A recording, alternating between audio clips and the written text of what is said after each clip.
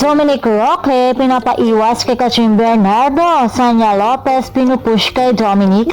Mapapansin ka makailan na napapadalas na magkita at magbanding sina Katrin Bernardo at Dominic Roque na kung tutuusin ay wala naman mali siya ito dahil nga naman alam naman natin lahat na matagal nang makakilala at magkaibigan ang dalawa. Wala pang Katniel ay malapit na sa isa't isa sina Kat at Dom. Subalit may mga Kat Den fans na tila pinapaiwas si Dominic kay Katrin dahil si Katrin daw ay para lamang kay Alden Richards. Nako, masyadong seloso mga fan eh. Mas bet talaga nila si Alden for Katrin at dahil dito, pinupush si Dominic Roque kay Sanya Lopez. Total naman daw ay wala naman daw jowa itong si Dom samantalang no boyfriend since birth naman ang kapuso actress na si Sanya Lopez. In fairness, bagay din daw umano ang dalawa. Kaya naman kung sakaling magkagustuhan daw sina Dominic at Sanya ay why not naman, diba?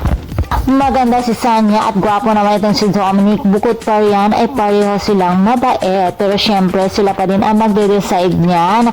At hindi tayo mga chismosa, charot. Kaya mga chikadoras at dahil sa chismosa nga tayo, abangan na lamang natin kung may posibilidad nga bang magkagustuhan ang dalawa o pipigilan ba ito ni Senyora. Well, yan ang dapat natin abangan mga chikadoras. And for more showbiz update, please don't forget to like, share, and subscribe my channel. Thank you for watching.